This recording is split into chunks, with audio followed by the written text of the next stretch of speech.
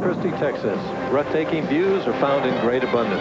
Glistening beaches and serene sailboats against sparkling waters. But this week, the attention shifts to the ABC Bud Light Masters, one of the most prestigious stops on bowling's tour. The winner, in addition to the $43,000 first prize money, earns a special bonus of a 3-year invitation to another great event, the Firestone Tournament of Champions. The starting field of 480 bowlers consists of the world's best amateurs and professionals, as witnessed by the high scores registered during the week.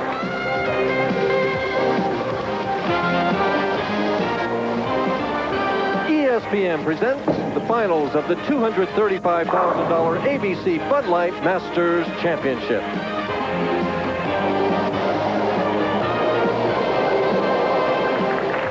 And now let's preview this afternoon's top 5. Qualifying in the 5th position from Van Nuys, California, the winner of this year's PBA National Championship, Eric Forkel. Starting in the 4th slot from Aberdeen, Maryland, the bowler who throws the biggest hook on today's telecast, Mark Bowers. And in the number 3 position from Fort Worth, Texas, looking for his first major victory in bowling, Billy Cathey. In the runner-up position from Dallas, Texas, bowling in his first ABC Masters tournament, Ken Johnston. Our tournament leader from Cleveland, Ohio, who bowled just 1 game for his first victory in the ABC Bud Light Masters Championship, David D'Entremont.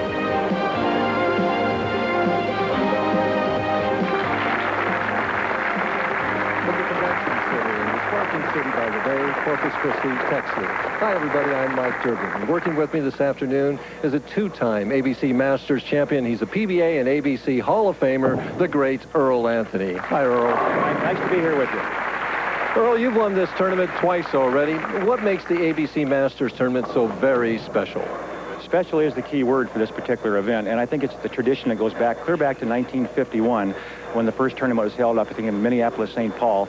And the great champions that have carried that tradition forward, people like Don Carter and Billy Golombieski, Billy Whaley, the great champions of the past, the tradition that's built up over time has created a different kind of pressure to be part of that tradition by winning this particular event, much more so than a lot of other major tournaments that are scheduled throughout the year. The ABC Masters Championship is something that you can cling to for the rest of your life and say, hey, I won one of the big ones. Our telecast this afternoon doesn't exactly have household names. Why is that? Well, I think, again, that's the format. It's a double elimination event. You're bowling 3 games on 1 pair of lanes. If you lose the match, you go in the loser's bracket. You lose again, you're out of the tournament. So the key is to be able to maintain your concentration for that 3 games, make the adjustments as the lanes change, win that match, and continue on. There's a lot of pressure involved in this particular event, and that's what causes that kind of pressure, that particular format of double elimination, and you're out of the tournament. Got a favorite? I got to go with the leader. D'Entremont's bowling extremely well. I think he's going to hang on and win it. Okay, Earl picks the leader. It should be a very interesting and exciting afternoon of bowling. In our opening match, we have PBA National Championship Eric Forkel taking on Mark Bowers from Aberdeen, Maryland.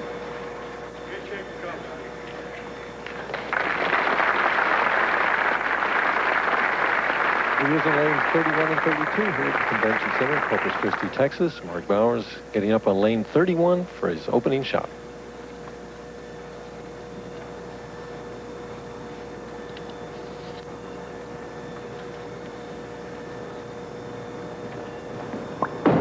Well out on the lane. And that's a nice way to start, Mike. Put the 4, out the 10 out, get the corners out. As you mentioned, Bauer really hooks the ball a lot. And if you watch his ball closely, as it comes back to the pocket, it tends to what you almost say stopped, a rollout shot. And that's a hard carrying bowling ball. It carries a lot of strikes. Forkel, the only left-hander on today's telecast. Gets a good break there, no split. Yeah, and, you know, it's kind of interesting. He's using a 15-pound bowling ball, and as we talked earlier, Mike, you and I, the advantage there is that the ball doesn't overhit, and he's playing an extreme outside angle. He's right near the 2 or 3 board, near the channel, and with that much angle, the 15-pounder isn't going to hurt him as far as carry, but it will give him a little deflection, so he might even carry better. Did you ever try that during your career? I've used it a few times. I didn't throw enough ball to use a 15-pounder. I used all the advantage I could, 16. Eric has no trouble with the 10-pin. Moves over to the left lane. Spare shooting this week has not been difficult. There's a lot of oil on the lanes. It's a synthetic surface. It's pretty obvious. And as the players go cross lane, with as much oil as there is on the lane, they can go pretty direct at the corner pin. So you won't see very many corner pins missed. You may see trouble with the washout or something of that nature, which is a difficult spare when that much oil in the middle of the lane. 39 feet, they went with the oil from the foul line. The back ends are fairly dry, so you see the ball hooking very hard on the back. So a lot of skid and a lot of hook at the back end. Exactly, which means you have to be very consistent with your speed control. You get a little soft with it, and that was a very firm shot by Eric Forkel. And if you get a little soft with the ball, it tends to jump, and you're just going to get the big four or some very, very unusual leaves. You can see some spares left that you see very seldom. Mark Bauer was asking for a re-rack on the right lane, I think. You only allow one per game. I guess he's not taking it.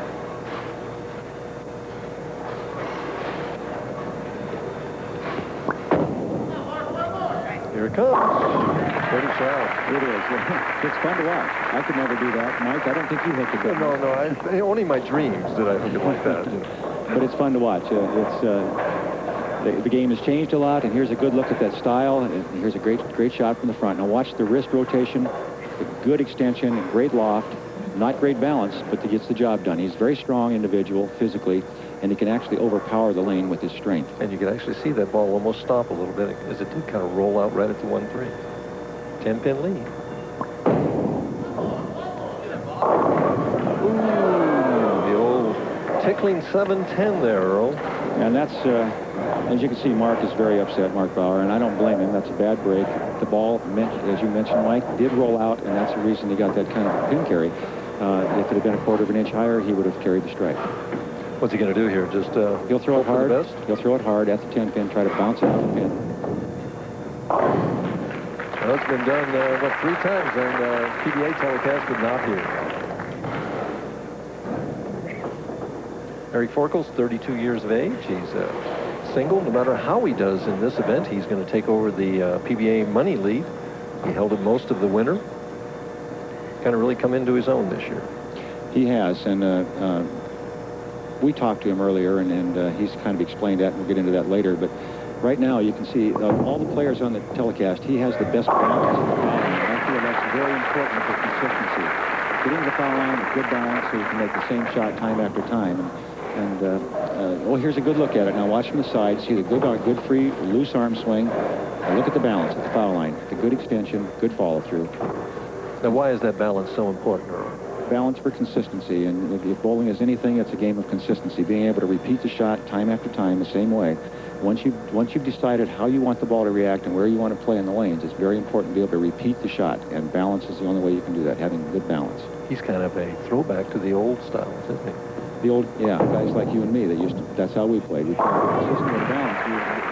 He tries to keep the ball in play and minimize the errors, whereas a bowler like Mark Bauer will get up there and maybe get an open or two, but he can also string 8 or 9 strikes in a row. And Eric did what all good bowlers do. His opponent gave him an opening, and he jumped on it with 2 strikes to take a 24-pin lead.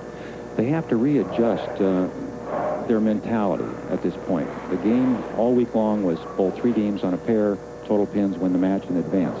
Now it's a 1-game situation. That can almost make you panic a little bit. 1 game and you're out of it. Well, Mark Bowers didn't panic on that shot. He came right back after that open and threw a strike, and so far we've got 8 shots, and 6 of them are strikes. Just 1 bad break there with that pocket 7-10 for Mark Bowers in the 3rd frame. He can bite into that 24-pin lead here with a double, cut it down to 14.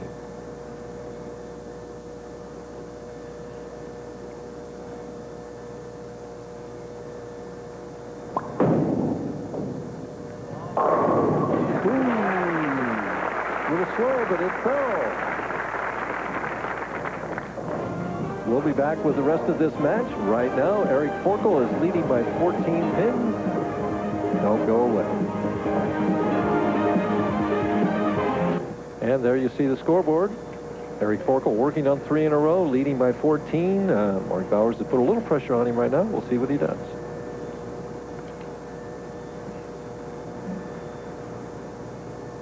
Very meticulous in how he sets up.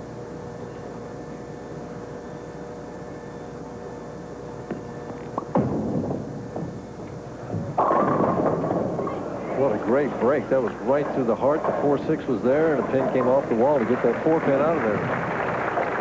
And I think really, Mike, what we mentioned earlier about the 15-pound ball, this is what a 15-pound ball will do for you. It'll rattle around on the pins a little bit, give you a little more of the break. He might leave, say, example, once in a while, a flat 10, or not get the 5-pin to hit the 10-pin coming off the wall or anything like that. Give up a little bit of that, but you do get some breaks and high hits with the lighter ball. Would that be a good tip or advice for people that say get past 50? That's not very nice, Mike. Well, I'm past 50, Earl. I think we'll agree, both of us, that you should use the heaviest ball that you're comfortable bowling with, not to the point where it's overtiring, but obviously the heavier the ball is, the more chance you have of carrying the strikes. When the pins weigh 3.5 pounds each and you're using a light ball, you're going to get more deflection. Smooth shot right into 1-2. Eric looks good. He's had the break. Mark Bauer had the bad break on the wall shot 7-10. Eric had the one right through the nose and got away with it. Mark Bauer in a position to take the lead here with a couple of strikes. Yeah, kind of two important shots coming up for him right now, isn't it? Very definitely. Again, it's a one-game match, and they've been bowling all week 3-game matches. Right in that whole pocket just for the 4-pin. I thought he was going to go right through the heart of the pins with that, and it just kind of seemed to hold right into the 1-3. No, and he leaves the 4-pin. And that's, I think, Mike, all that oil in the middle lane we talked about. They've oiled 39 feet. Here's a good look at his release as he comes up on the ball. See him straighten out his left leg, and he's sideways at the foul line, and watch the ball cut through the pins. Now, the lighter ball, the 15-pounder, might have tripped that for him, whereas the 16 cuts through the pin.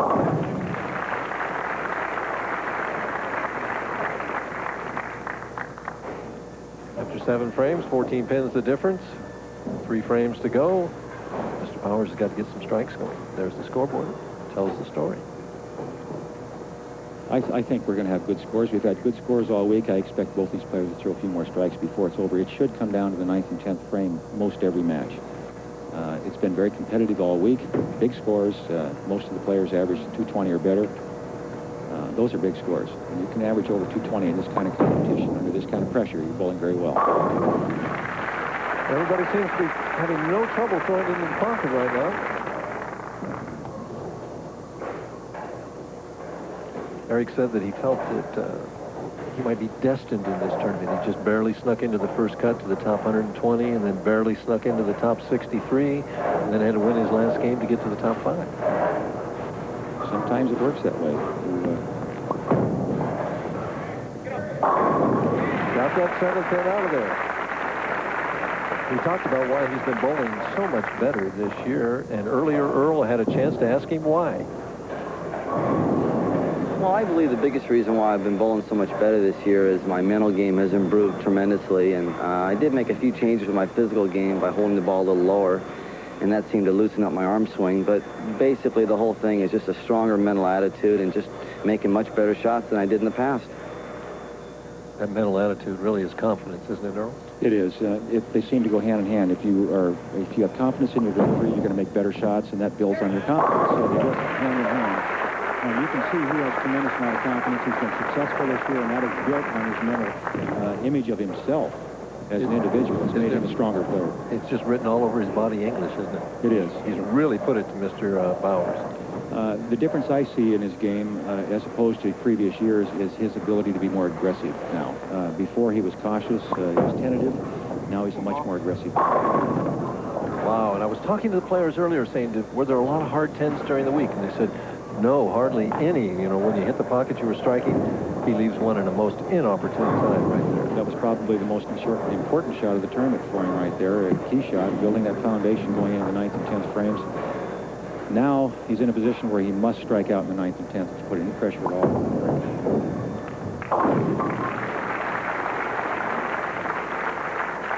Well, the best he can get right now is 225. Eric cruising at a 239 pace right now. So when your opponent has to open and you strike out, I never like that position. It's not a very good position to be in, that's for sure. Again, Eric has so much confidence. Forkel is bowling with extreme confidence. He's very aggressive, and I don't expect him to make any mental errors. He might have to make some adjustments as time goes on. That could get him in trouble, but not many errors. Well, Mark made 2 good shots there in the 8th and 9th in the pocket both times, the 10 and the 4, and that's the name of the game of bowling. You just leave those 10s and 4s. Sometimes it's not the best moment. Not a bad payday, though. Not a bad payday at all. $11,000 for 5th. The oil there that it hit almost didn't get over to that 4-pin. Eric basically just needs a mark in these last 2 frames in order to wrap this up.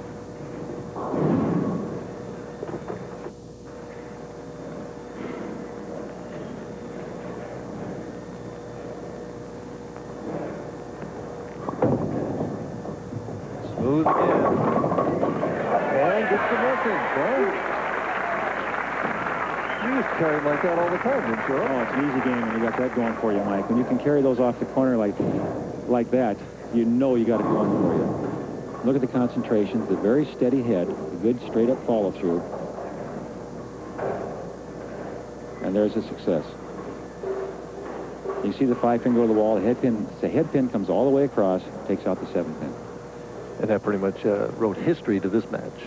And right now, I'm sure with his experience, he's thinking, stay lined up. Don't get lazy like that. Like that. The speed was slower. And speed was slower. And what that does is that loses your confidence going into the next match. See, now he'll have to sit on the bench while his opponent warms up for the next game. And that's what's going to be in his mind. I made a bad shot. When he starts the next match, the odds are very good. He's going to be very light on the head pin in his first shot. Bowling is just really a mental game. You're playing games with yourself, and you got an opponent, but a lot of times that opponent is yourself. That's the most difficult one to master, is yourself.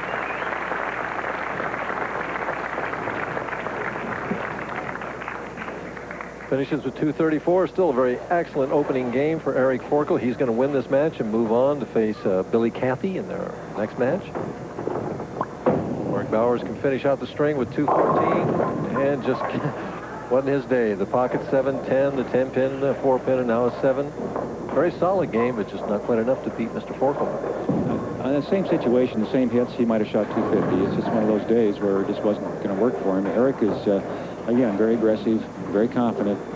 Should be a good match in the next one. A young man that has never bowled on television before, Billy Cathey.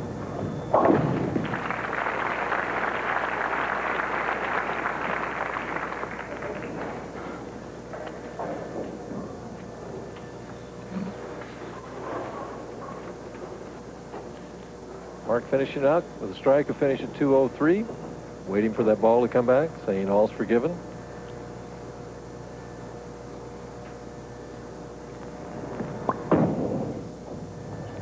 And, of course, the fill ball always carries, doesn't it? Seems that way, Mike.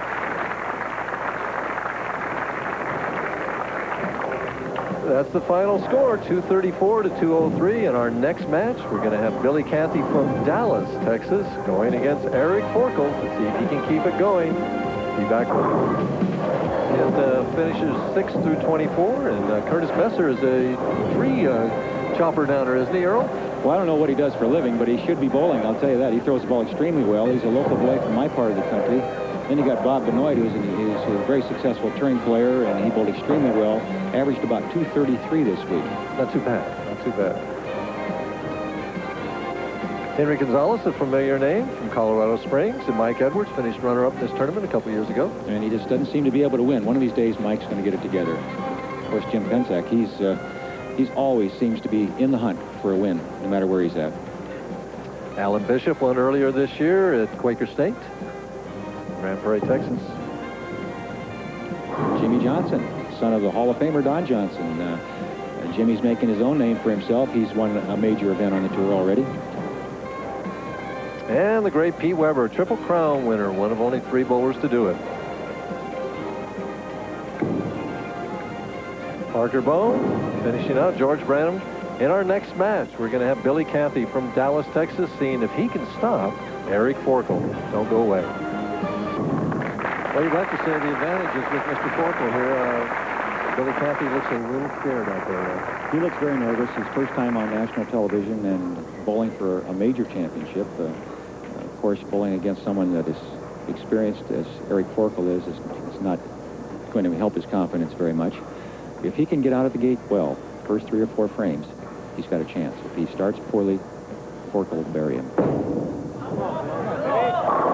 sure threw that well. Overcame the nerves with that shot. He did. He's very, very charged up. You can see he's right now. I doubt if he could sign his name very well. His hands are probably shaking. He's very nervous, and that's to be expected. That heart rate has to be going at a tremendous pace right now. And you can see the difference in the two players. Forkel so relaxed, as Cathey is just the opposite. Eric just keeps pouring him in the pocket, but this nice going to this lane where he went high in the 10th frame. Is that going through his mind? I'm sure it is. And remember, he threw that split in the 10th, Mike. We talked about that. And mentally, he's thinking right now, was that me or was that the lane changing? So I would expect him to throw this ball a little harder and maybe come in light in the pocket rather than get in trouble. And in your opinion, it was definitely him and not the lane. No question in my mind that he actually threw the ball a little softer, and that's what made it hook high in the headpin. Let's see if he actually throws the ball harder. I don't think he'll move, but I think he'll try to pick up his ball speed. I think he did throw it hard. And he got it there. Great shot. Well, that shows maturity of a bowler, to recognize that, the old rule is that you never adjust for a bad shot. He evidently recognized that and didn't make that adjustment except to keep that speed up. That's the most important thing in this type of a situation. If you make a mistake on the lanes, that's going to cost you dearly. It's going to be by setting the ball short or going soft with the speed. Time after time over the years, we've both watched players make that kind of a shot, especially after, say, a commercial break. They'll come back. The first shot is a little soft, big 4. Good speed. And it creeps high, leaves the 3, 6, 9, 10. Very fast with his speed. He's very pumped up right now mentally, and he's got the adrenaline going. He's going to the foul line very quickly. And here's a good look at his approach. Now watch him. Watch the feet speed up and really pull that ball through hard. Good balance. Looks good from the side there. Looks got good a from the tough side. spare here. Very Tough difficult. He wants that ball to cover that 9 pin. Doesn't want it. That was tougher in the strike. I think so, especially this early in the match for him, and that might help his confidence a little bit. The fact that he did make a very difficult shot successfully. Well, he had the choice and picked the right lane to finish on. So evidently he feels like he can stand up there in the 10th frame, and if he needs a strike, get it on that lane.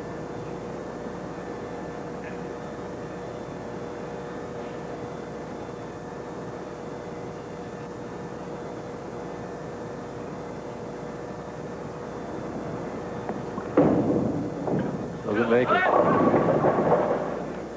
2, 4, 5. Looks like he doesn't really have a lot of area, not as much as, say, the Mark Bowers had in the opening match.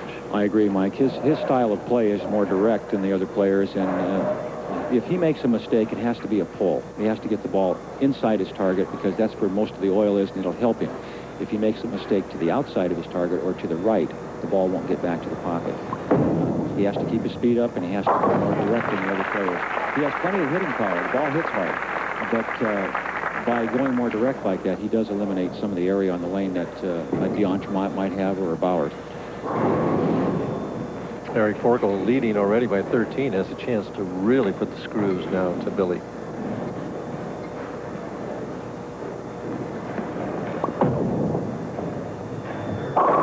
Boy, he's smooth. It's just the difference between watching him this year and last year, to me, is just so great. Well, this is a fortunate shot, and especially with that 15-pounder we're talking about. Again, the angle he's playing. You see the ball, it's outside the first arrow. The ball is rolling up to the pocket, but watch the ball deflect. See it bounce left when it hit the pins? That's that light ball, but he did get the pin action off the wall. And I think part of that is the synthetic pin decks that help get the pins to fly out of the channel like that. Of course, the urethane balls help a little bit, too. A lot of things in the contemporary game today. One more. And I hate to beat a dead horse here, but there's that 15-pound ball again. Now that 16-pound ball and that same hit would have been a strike. Would have gotten the 10 pin out of there, huh? No question in my mind. The 5 would have hit the 10 instead of laying in front of it there. But he gives up something to gain something. He wants the ball to be light for the ball speed that he can get with a lighter ball, and the fact that it will deflect a little bit and not cut through and leave, say, the 6-8 or, you know, pocket splits that are from too much power. Well, how about 7 pins? Does he leave less solid 7 pins with the lighter ball? Like I that? believe so, yes. I think the deflection actually helps him carry. Percentage-wise, he's better off. Well, he gives Billy Cathey a little breathing room. At least he stops striking, but Billy's still trailing by 22 pins. He needs to get some strikes going. I think as long as he's done extremely well so far, Billy has, he hasn't had the open. That was very possible. He made 2 bad shots, got away with both of them, made 2 tough spares. He's still in the match. He didn't get the open. That would have killed him.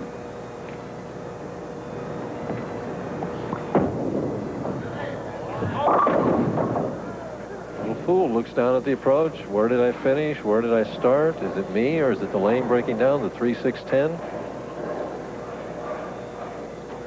Here's a look at the release of Billy Cathey. You know, look at his arm swing, Mike. It's a very unique style in that he actually gets the ball at the top of his swing out away from his body and then has to get it back on line at the bottom. And if he gets a little quick with his feet, he'll never get it back on line. And I think that could be part of his problem. So it's a style that would magnify under pressure. I mean, it would be more difficult to repeat it the greater the pressure, wouldn't it be? I agree.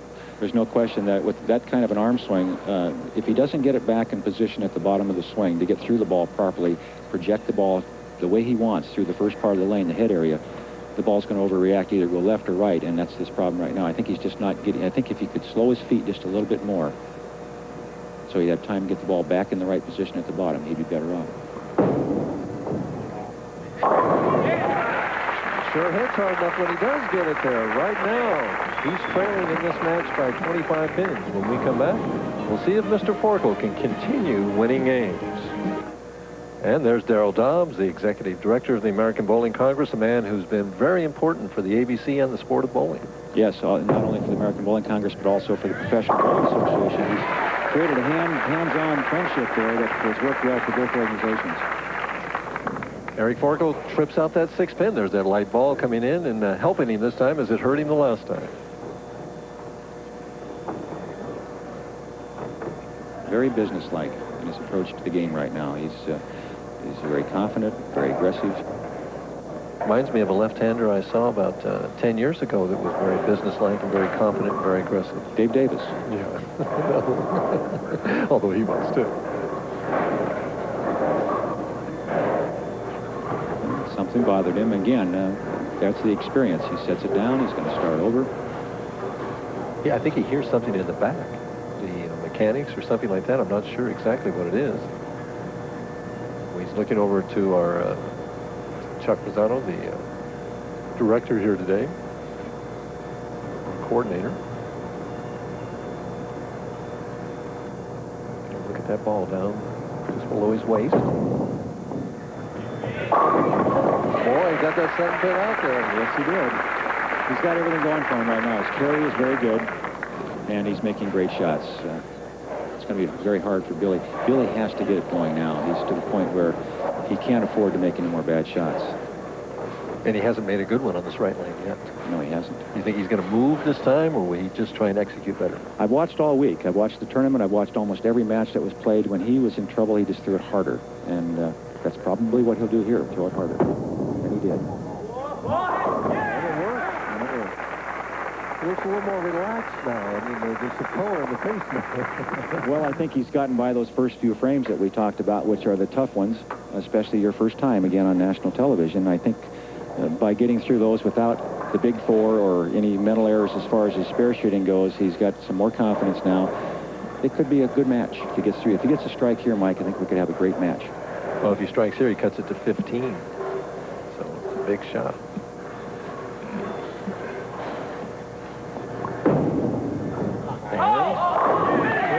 Oh, look at that aggression. Well, he's thinking, I got a chance to win this.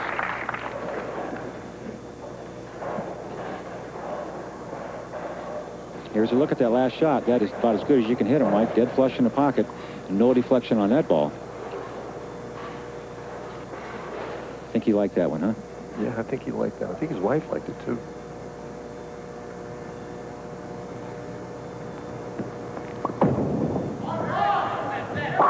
Boy, nothing seems to derail this man, though.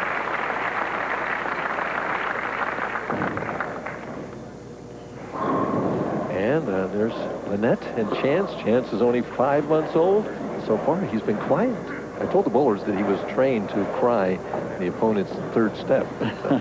He doesn't look like he's too excited. He's ready to take a nap. He's adorable. He does look like his dad, too, doesn't he? He sure does.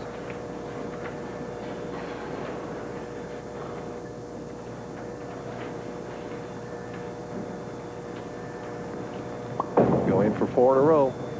High. Seems to just go spacey every now and then, and it's not just an errant shot, it's kind of wild. Gets away with it, though. Leaves only the 4th in. Well, he was very fortunate there. He could have had anything. He might even got a strike out of that on the Brooklyn side or the crossover. Right now, I think Billy Cathey has to feel like he's definitely got a chance to win this. He still has a possibility of shooting 250. And the scoring has been tremendous all week. And Billy Cathey was one of those who did have the big scores all week, obviously, or he wouldn't be here in the top 5. He's capable of throwing a lot of strikes as long as he keeps his speed firm. If he slows it down at all, it's disaster. So if he throws it hard, he's got a chance. Now by 24, this is the place where Mark Bowers left the 10-pin last time. Similar situation. Mm-hmm.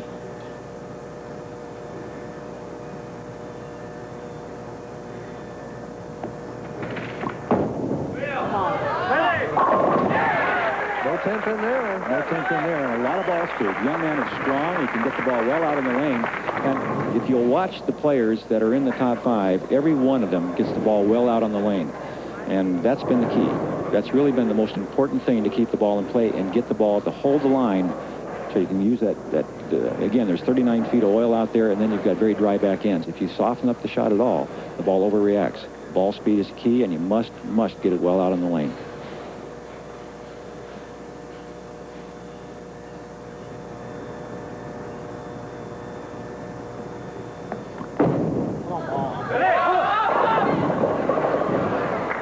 Too much there, Mike. A big shot. He breaks it down, leaves only the 5-pin, but he could have cut it to 4 instead. If he makes this, he's going to be behind by 15. I think he liked the shot, Mike. When he released it, I think he thought he had a chance to carry the light hit or the wall shot. And the ball is making the turn, but it's just a little bit too deep. A little bit too deep. Here's his reaction. He thought he was going to carry it off the wall, but he didn't quite get enough of the hit down. Still not over.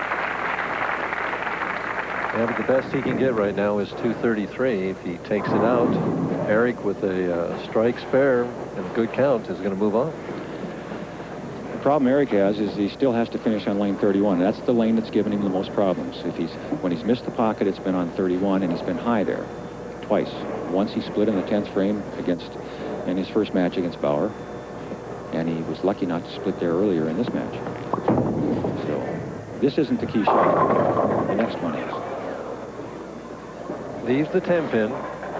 Puts his count down to 7 now. With a spare here, you'll have 197 in the 8th frame with a spare up in the 9th. Going at a 237 pace if he would strike spare out. And remember, there's a lot of oil in the middle of the lane. He's not going to give this a lot of room. He's going to go cross lane. He's going to throw it fairly hard and fairly straight. He doesn't want to take a chance on the ball sliding and not getting across the lane. He'll throw it right at it. Like that. Good shot. So as it so often happens, it comes down to the 10th frame. This is the one. This is the shot. Remember, he had trouble on lane 31 twice. And if he doesn't get a good break on a bad shot, Billy Cathey has a chance to win this. So he needs really basically what, to fill 17 pins in the 10th frame? Needs to make a good shot on this ball. If he makes a good shot here, he'll probably win the match. It's one shot right here.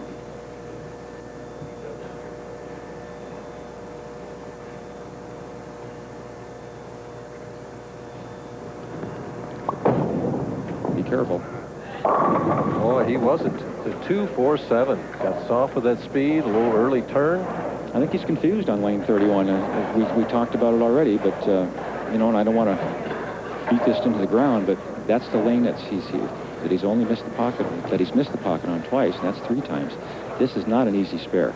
There are a lot of ways to miss it, a lot of ways to make it. He's changing balls. Is that a good idea or a bad idea? I think it's a good idea on this lane condition. He's using a ball that has a very shiny surface that'll skid, won't overreact, and he's going to throw it hard and straight.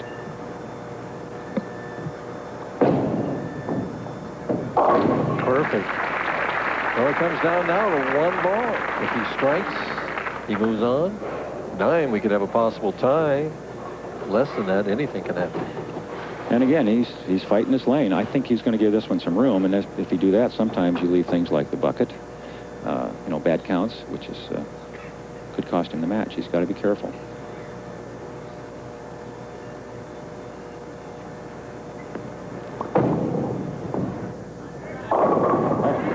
He did give it more room, Mike. He did, didn't he? He got the old bucket plumber on that white mixer, and I don't know if he knows he's won. He should know it. That's just enough. The best that Billy Cathey can get if he gets 3 strikes in the 10th is 233. Eric Forkel is going to move on to face Ken Johnson. Well, Billy Cathey has nothing to be ashamed of. He's had an outstanding week, and he bowled extremely well. Once he got loose after the first 4 or 5 frames, he's made great shots.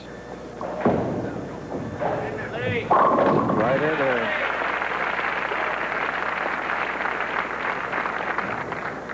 And he's going to take home $15,600 to put shoes on that baby. That's not too bad. It's not a bad week's pay. Eric Forkel, who's already, no matter how he did today, was going to take over the money lead on the PBA Tour, is just adding to that total with every game that he wins.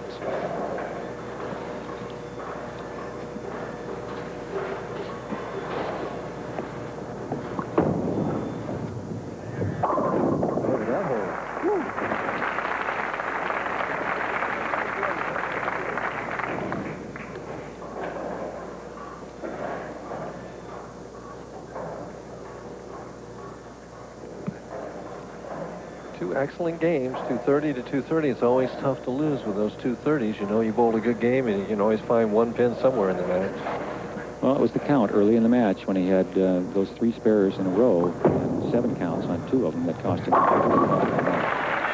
And the final score, Billy Cathey 233, but Eric Forkel moves on with 334.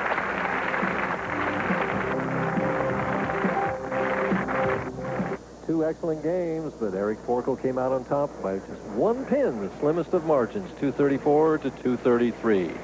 Earlier, Earl had a chance to talk to our tournament leader, David D'Entremont, about his success this year and why he's had trouble winning.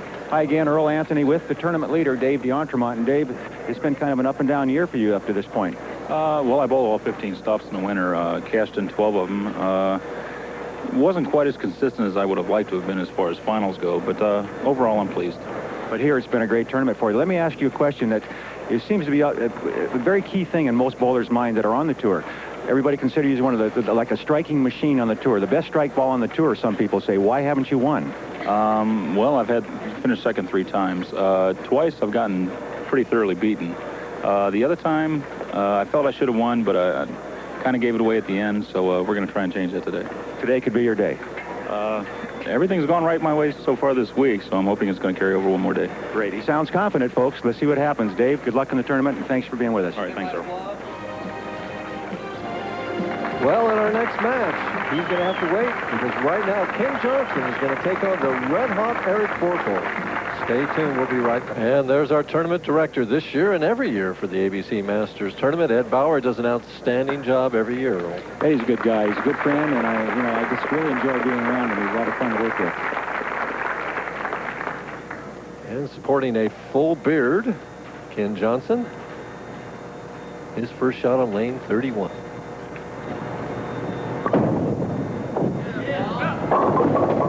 And a little nervous shot there. Leaves the washout, the 1-2-10. What's he going to do to make this? This has been the toughest spare of the week, Mike. All week long, the players that have left the washout have struggled with it. And what they've done, the ones that have made it, is throw it hard and straight down the middle of the lane. They haven't tried to hook it into it. They've just tried to make the ball go right on line, throw it almost directly at the 1-2 pocket, you might say. Hard and straight, like that. Oh, right around it. Great try, great try. Oh. I don't think there's anything in bowling that used to infuriate me more than doing that. Well, you weren't supposed to leave it, Mike. That's as good as you were, as accurate as you were, you never left the wash. Well, let's see if Eric can continue doing what he's done already. And that's throw a lot of strikes.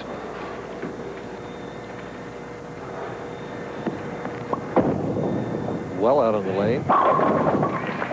smacks that 7-pin, but there you are again. Getting the ball out on the lane seems to be a key. It is. You can't, if you set the ball down, it's going to overreact. So they're getting the ball well out of the lane to take that first part of the lane friction out of the shot completely. Notice something else here, Mike, that both the last two players have decided to start on lane 31 in their match. They have that option to pick the lane they want to finish on. That means they make Eric finish on lane 31 in the 10th frame. They've noticed that he's struggled in that lane, and that's where they want him to be if it comes down to that last shot. That's all they're thinking out there. There he got away with it again. Well, he's been saying, that he's been destined all week, with the fortuitous breaks that he's been getting, and but he's going to have to make better shots or some kind of adjustment on this left lane.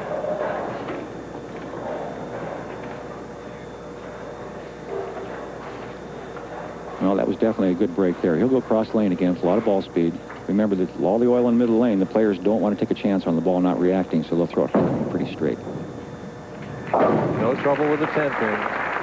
Ken Johnson must feel fortunate right now. I mean, the way Eric's been bowling, he's gotten out ahead of everybody really quick. Well, if you have to have an open in a one-game match, the first frame is the place to have it. It's not nearly as costly there.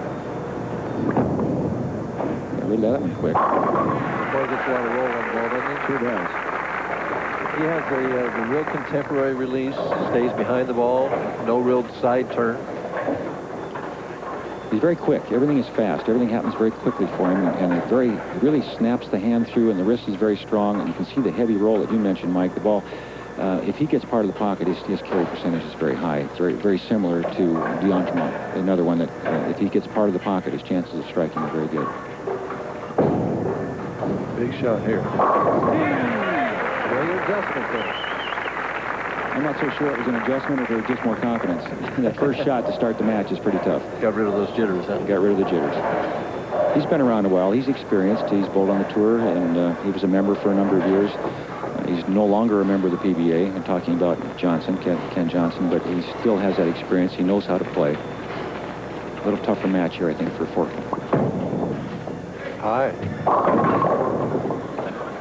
Just losing concentration? It appears that he's losing. That's what, Mike, I was going to say. I agree with you. I think he's losing his concentration. He didn't take any time at all. He just picked up his ball and got up and threw it, and he's been very deliberate up to this point. When something like that happens and your thought process is not crystallized like that, is it difficult to get it back? I don't think it's not with his experience. He'll get it back. There's no question in my mind. He'll start throwing strikes in. I think where his concentration level isn't what it was in the past, and the reason for that is because he's struggling on lane 31, and he's let it carry over into a shot on lane 32. He's got up on lane 32 to bowl, made that bad shot just then because he was thinking of 31. That's the way I feel. He was thinking, what am I going to do on 31, and forgot what he was doing on 32.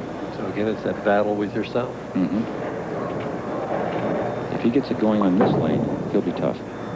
Like that. A little more speed that time. It looked like he was just more aggressive all the way through the approach on that shot. And that'll give him confidence now that he's struck on 31. And, he can handle that lane now, and I think he'll bowl better the rest of the match.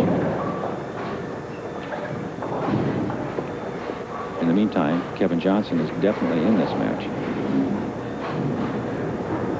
Ken Johnson. I call him Kevin all the time. He doesn't care what you call him as long as he strikes like that. That's right. He's going to give Forkel all he can handle. He's got the experience. I mentioned that, and he's been around. He's won a regional tournament in the PBA. He almost made a TV show on the national tour. He finished 6th by about 3 pins. So he knows what it's like to make good shots under pressure.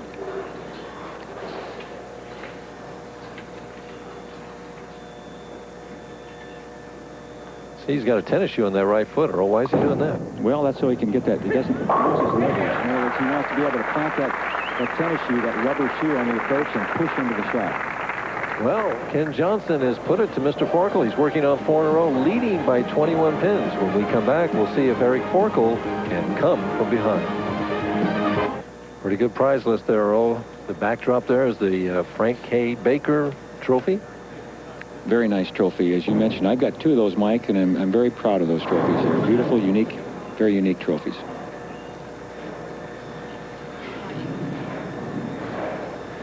Eric Forkel trailing by 21.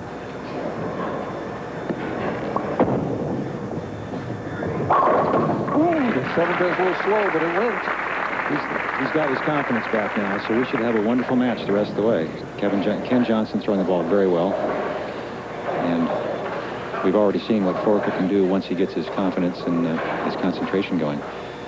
Again, this is the key lane for him. He struck on it last time.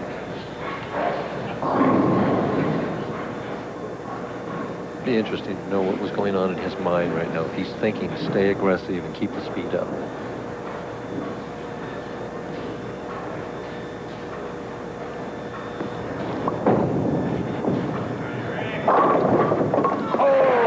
He is getting the breaks today, Earl. That 6 pin goes down so late.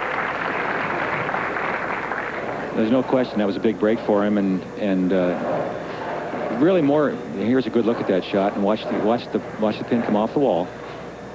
You see the head pin go to the wall, come back, and kick out the 6-10, and the reaction.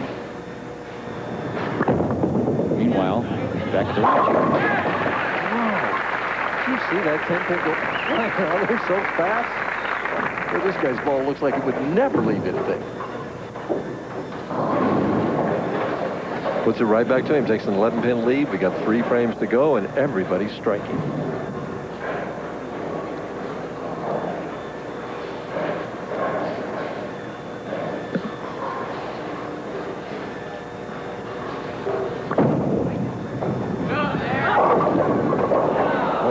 Got that off the wall, but leaves the 5-pin. His feet were really flying the line that time. Yeah, and the ball reaction was different. He got that ball into the middle of the lane a little more, so he was in the oil longer, so it didn't quite make the turn. And actually, as the ball was going down the lane, you could see the oil on the ball that he'd picked up on the ball, and it just skidded that extra inch or two. Was the difference between a strike and the wall shot 5-pin.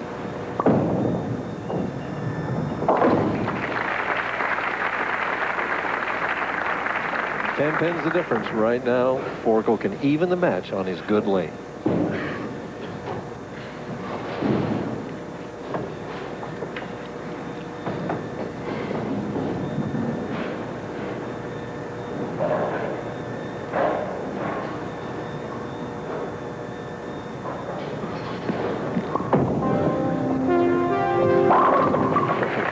Can't throw it any better than that, can you? That's as good as you can get him without killing the tip. Now we come down to key frames here now, the 8th, 9th, and 10th. And as most matches, as you mentioned last game, Mike, it generally comes down to those last 2 or 3 frames. And the guy that performs in the clutch is generally the winner. And the difference in money is just so great at that point when you get to this level and in this position right now. I think more importantly for Forkel is to continue to concentrate well, because if he does make a mistake, you don't get away with him forever.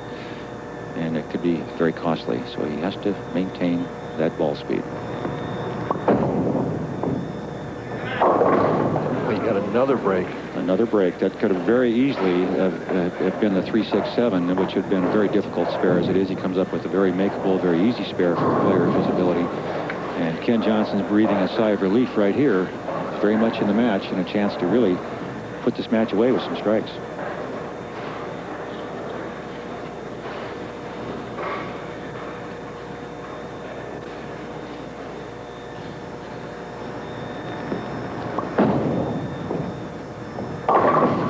Well, 2 pins the difference. Ken Johnson stepping up in the 8th frame right now, leading by those 2 pins.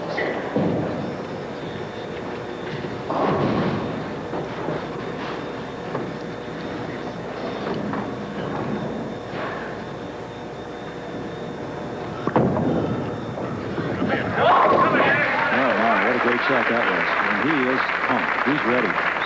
This guy wants to win bad, and he's out there to do it. He's going to put it to Forkel. He's going to make him earn this one. He's not going to steal one here. Well, plus he just seems zeroed in on both lanes, especially the right lane. So the key shot has got to be for him right now. Again, it comes back to the mental thing. Now, all right, last time he was light on this. Is he going to make an adjustment, or does he really feel he didn't throw the ball quite as well as he should have? See what he does. A little softly. Great shot. I'm impressed. He is going extremely well for a guy that's never had a chance to win a tournament before, a national tournament, and he is really, really making great shots.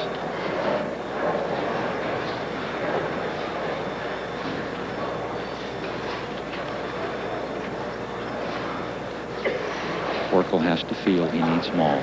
He needs 4 strikes in a row to have a chance to win. There's one of the 4. Key one is got to be this first one, though. First one is the one that could give him confidence to get the one in the 11th. The first ball here in the 10th frame is, as you mentioned, it's very important. Boy, going through his mind, though, is, he's been high on this left lane, but the last frame he was light.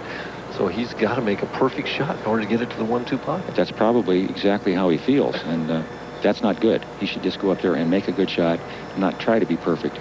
Trust his ability.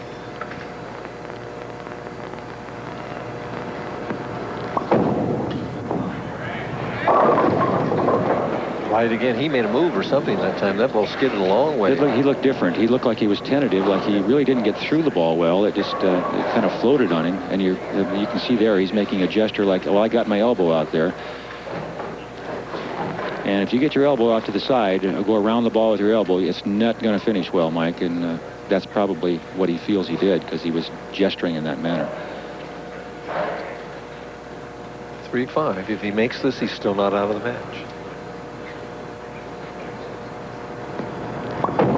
Tough spare.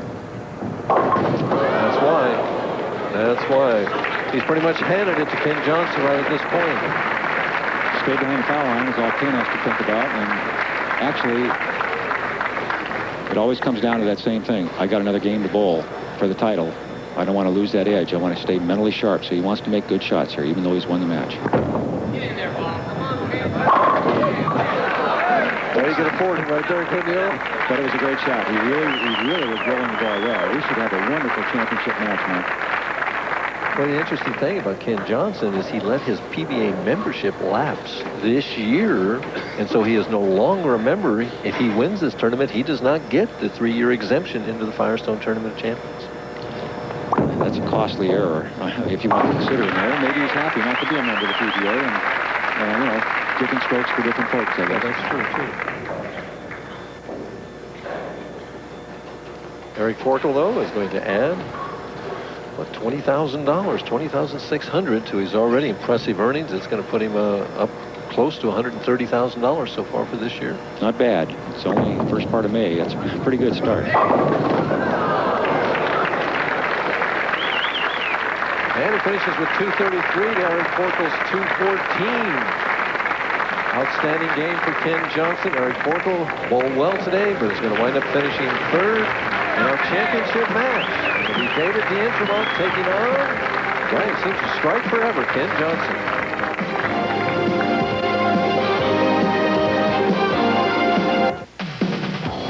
Now we're going to take a look at this week's championship frame. In our opening match, Eric Forkel threw a lot of strikes. This was the one in the 9th frame, and it was kind of the lock-up shot. And Eric had it going his way, Mike, as you noticed all afternoon. And this gives you kind of an indication how things were going for him. And our final score was 234 to 203. Forkel moved on to match number 2. In that second match, in the 10th frame, he needed something here. He needed a good count. Did not throw the ball very well. Went right through the heart of the pins, left the 2-4-7, Earl. And the key there was that he didn't split, Mike, and that's what it was all about. Here's a look at the score and see how close it was.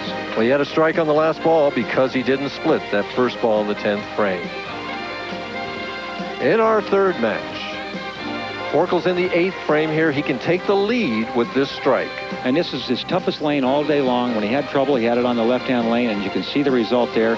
No confidence in the shot coming up in the 10th frame. He got the open. The match was over. And Johnson moved on.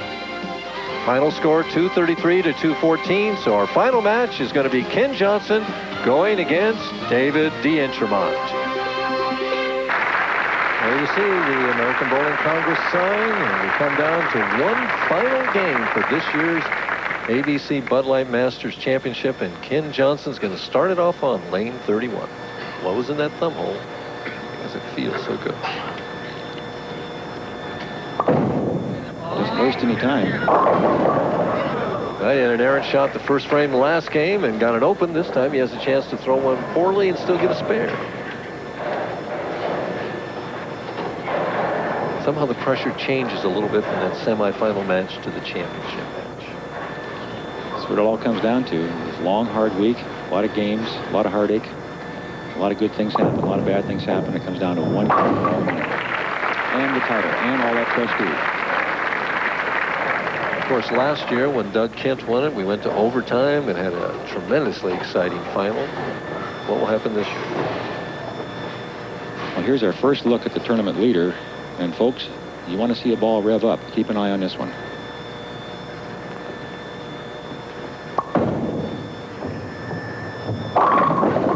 Boy, soft and tentative with that shot, the 3.69.10. Almost casual, almost just walked up and said, well, I'll throw it and see what it does. Here's a good look at the release of Dave DeEntremont. Now watch the rotation he gets, and it's all so effortless. That strong wrist. And Mike, I have to agree, he was very tentative and very soft with that shot. Difficult spare. Well, both players a little apprehensive in the first frame, but both of them get out of it with spares. Need to get those jitters and butterflies out and settle down. You would think that Ken Johnson would have that out of the way right now. Well, you would think that he would be a little more relaxed after winning his first game, but now he's bowling for the championship, so it comes right back to the pressure, where one mistake could cost you dearly.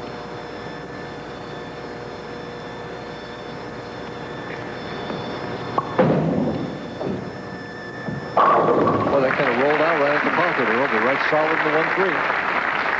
Yeah, all that angle and all that rotation, it's very hard for anything to stand up when the ball hits the 1-3.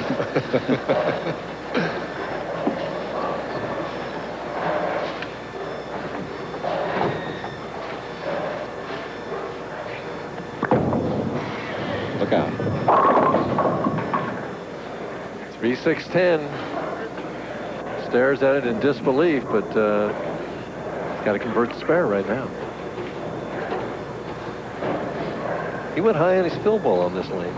Left a split on his last ball, but it just looks like when the pressure gets greater, his feet get faster.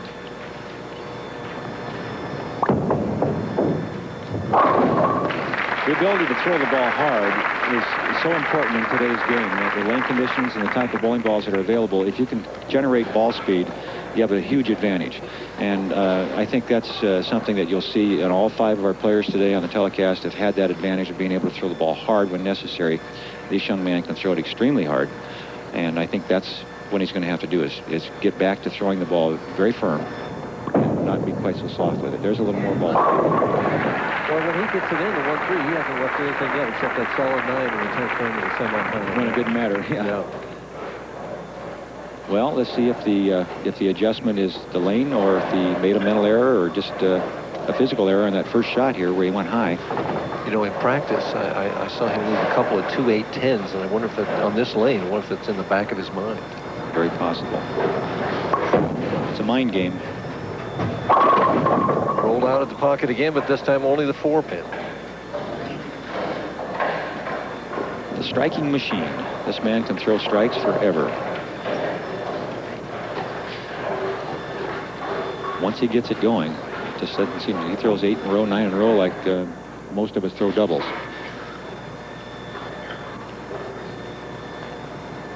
At the 4-pin, throws it straight at it, no turn at all. You know, earlier this week, we had the presentation of the Collegiate College Champions. There he is, Eric Cox. The award is presented by Brunswick and was given to him by Brian Collins from the University of Florida there, Earl. I watched him bowl. I watched him compete, and he was extremely well. I came down to the last game. He came through in the clutch when he had to. He only won it by a few pins, something like 15 or 20 pins. It was a good match to watch. It was fun to watch.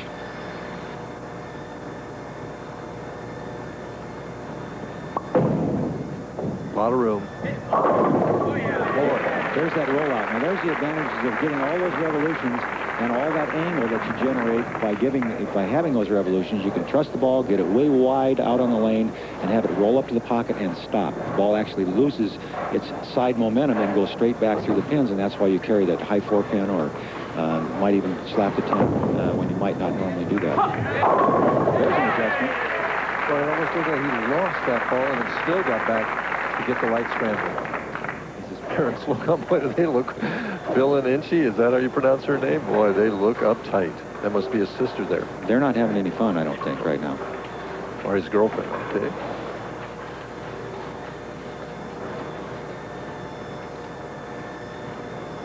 It's harder to sit back and watch. Lost his balance on that shot. Seemed to really not get his knee under him at the foul line, and by doing so, didn't get any lift on the ball, and then just kind of squirted off his hand there. Mom feeling every pin that's standing. The ball speed between these two players is such a contrast, with Johnson throwing so hard, where DeAngemont doesn't seem to be throwing nearly that firm. Dave DeAngemont does it so effortlessly. He's such a big, strong guy that he doesn't look like he's throwing the ball very hard, but it gets down there pretty quick. If you didn't watch him and just watch the ball, don't watch him throw it and just watch the ball. There's plenty of ball speed there, but he makes it look so easy. He's so strong, and his rotation and timing at the point of release, his timing is just outstanding.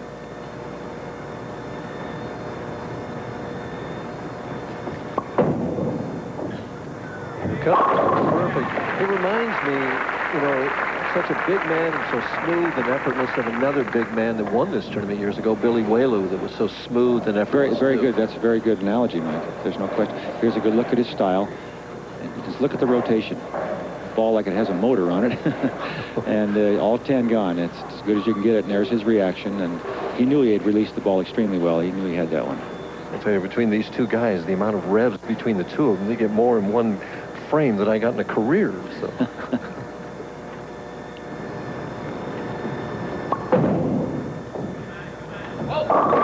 Ooh, there's somebody pay for it. The 3-6-7-10. Haven't had many what you might call a bad break on a bad shot today, Mike. Most everybody's gotten away with the bad ones. Or will he throw straight to try and hit the 3-6-10, or is he going to try and hook it in behind it? What's he going to do? I think he'll what they've been doing all week, and I see no reason to change. Lane conditions basically saying he'll throw it hard and straight and try to just slide it across the lane. Use that oil in the middle and throw it pretty hard and straight. Kind of like that. That just stayed out there. Boy, 6 out. What a costly frame that was. That's a tremendous mental error there. That's there's no excuse for that. When you do something like that, it's that could cost you the tournament. And he's sitting there feeling very depressed at this point. Ken Johnson has to be thrilled. He's thinking, boy, here's my chance to jump on this guy. That's a big break. Oh my. I'll tell you that they're both showing their inexperience here, in the sense, you know, that the pressure is so great, and Ken approach to me, let's just get this frame over as fast as I can. That's how he started the match. The very first frame, he picked up the ball and he was gone almost before we could get a good look at him. He's setting his feet. He's very fast with his feet now, much faster than he was in the previous match. And you get there ahead of the ball, Mike, and as you well know, you're always in trouble when you do that. Great shot there. He's put himself in tremendous position. And David DeAngemont has just got to be feeling, boy, I've got to take this out the sheet right now. And he can do it. If anybody can do it, Dave can. He's, you know, I've said several times, capable of striking with the best of them. And he's done it all week. That's why he's the tournament leader.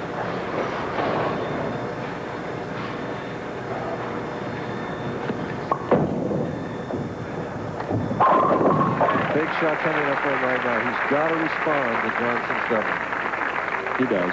The most that Dave can go, if he goes off the sheet, is 228. So Johnson going at 216 pace now would only need one or two more hits really to lock up the match. But DeAngemont has to put pressure on him to make him think a little bit, not just get up there and freewheel.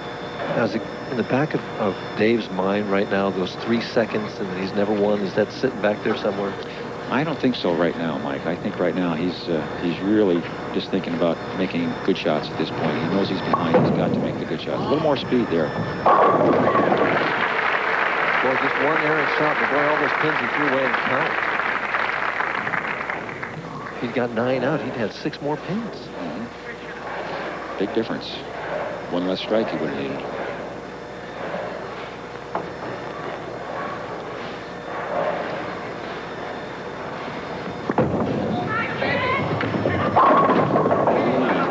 Boy, that looked good all the way, and then leaves the 4-pin and gives Mr. DeAngemont life. Exactly, and he almost had the 4-9, which is a very difficult spare. don't know, you feel bad you don't strike, but you also feel relief that you didn't get that split.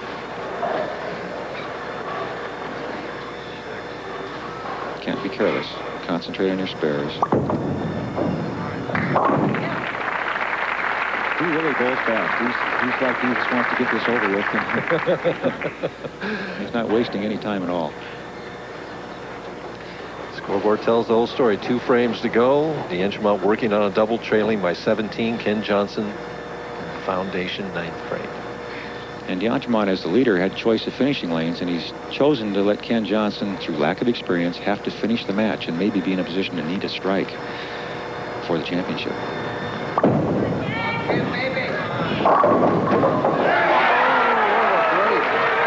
That was the break of his career. I'll tell you what a bad break on the other side of the coin for Dave D'Entremont. He's thinking, boy, if the ball's hitting the head pin, it's going to be a split. Here's another look at it. Watch the pin action as the pin comes all the way across the lane. Right there. That's the 2 pin. Coming all the way across the lane and took it out, and he just was happy not to get a split. Now he got the strike. Got to respond. And he did. Boy, can't throw it any better than that. So many times you see a bowler when his opponent gets that good break that affects him mentally, but Dave didn't seem to be that way. 7 pins the difference. D'Entremont can take the lead in the match with a strike in the first one of the 10th. What was that arrow?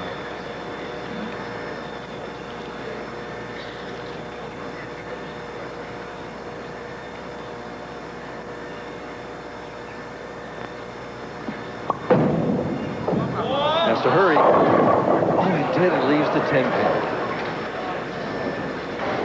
But it's not over. He has to realize it's not over. He's been unfortunate a few times. He made the big mistake with the split when he threw away the count, which would have put him right there in this match.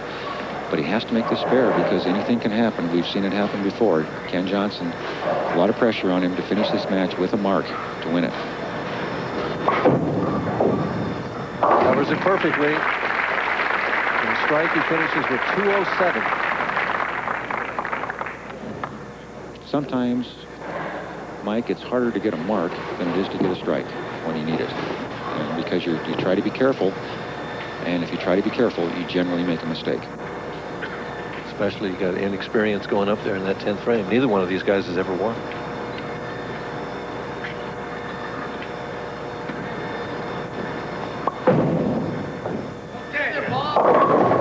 Same hit, this time the strikes. All right, here's the shot of his career, of his life, his bowling life. He needs a mark. Spare or a strike. Such a prestigious time.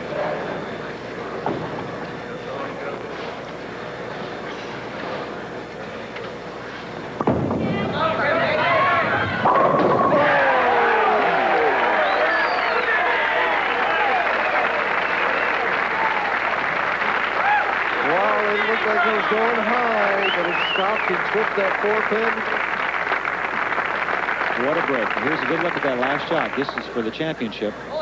And you remember, he needed a mark to win, and he went through the head pin, the middle of the head pin almost, Mike, and he tripped off the 4-7-10. Unbelievable. What a break. It just hasn't been D'Entremont's day. He bowled well.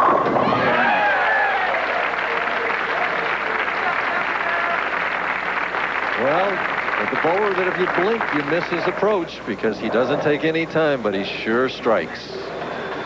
Threw the big strike when he needed it. I wonder if he, now that he's had this kind of success in a major tournament like this, is thinking about rejoining the PBA.